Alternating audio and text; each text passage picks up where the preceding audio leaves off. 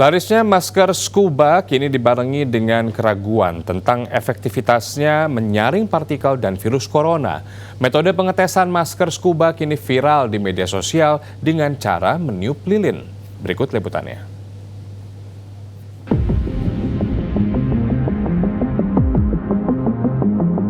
Penggunaan masker non-medis atau masker kain kini semakin populer.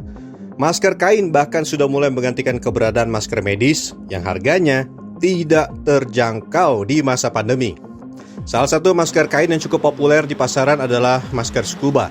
Scuba merupakan nama kain sintetis yang sebelumnya jadi bahan pakaian.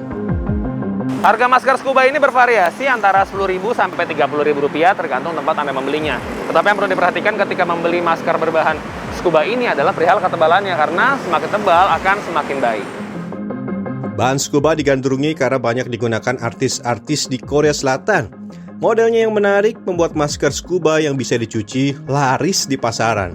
Kalau masker yang bahannya kain saja ini 5 ribuan, tapi kalau yang scuba yang saya temui ini sekitar 15.000. Jika dari segi harga tergolong murah, apakah dari segi mutu masker scuba cukup efektif menangkal partikel, apalagi virus corona? Untuk menangkal virus, masker medis dilengkapi 3 lapisan, sementara masker scuba hanya terdiri dari 1 lapis kain. Ini adalah masker scuba yang saya beli di pasaran, sementara ini adalah masker scuba yang sudah saya gunakan beberapa kali dan sudah dicuci. Sementara saya juga akan mengetes dengan menggunakan masker medis dengan metode yang sedang viral di sosial media. Dalam pengujian dengan masker medis terlihat api tidak padam meski ditiup dengan kuat. Masker yang kami beli di pasaran juga diuji menggunakan metode yang sama, api juga tidak padam. Namun berbeda dengan masker yang sudah pernah dicuci. Ya, terlihat dengan pengetesan metode sederhana yang juga viral di sosial media, masker yang sudah saya gunakan beberapa kali, sudah dicuci juga, ini bisa langsung mati apinya dengan hembusan saja. Dan kalau misalkan digunakan sehari-hari bersin, nah itu yang dikhawatirkan droplet bisa kemana-mana. Berbeda dengan masker medis ataupun masker scuba yang masih baru, yang dengan metode sederhana dengan cara yang sama pula, apinya tidak padam ataupun hembusannya tidak keluar. Dokter paru menguji masker dalam beberapa tahap, yaitu uji filtrasi bakteri, uji filtrasi partikel, dan uji tekanan udara. Pengujian secara ditiup hanya menunjukkan udara yang mengalir. Semakin besar pori bahan suatu masker, maka aliran udara akan semakin besar. Masker kain meskipun tidak memiliki kerapatan layaknya masker medis, tetap memiliki kemampuan menyaring 50-80%.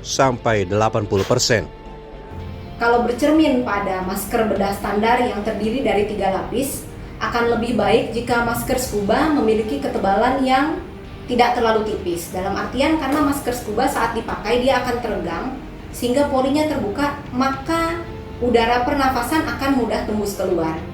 Untuk pemakaian masker scuba baiknya diberikan lagi lapisan di dalam. Bisa menggunakan filter baik dari bahan yang karbon ataupun non karbon, bisa juga kalau sulit didapat boleh dengan menggunakan tisu. Sama dengan masker kain lainnya, masker scuba juga memiliki batas toleransi pakai. Ataupun masker kain lainnya, untuk pemakaiannya memang maksimal sebenarnya hanya 4 jam atau sampai dengan masker dirasa basah.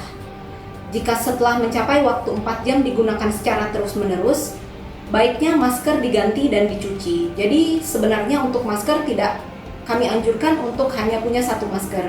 Minimal punya 2 atau 3 masker sehingga bisa kita cuci dan kita ganti. Jurnal Disaster Medical Public Health Preparedness menyebut bahan masker bedah paling efektif menangkal partikel berukuran 0,02 mikron, diikuti dengan bahan-bahan lainnya. Jika ragu dengan kualitas masker kain yang digunakan, sebaiknya perhatikan bahan dasarnya. Atau Anda bisa membuat masker kain sendiri dengan memilih bahan yang paling efektif untuk melindungi diri Anda. Rian Fernando, Imam Muhairib, Jakarta.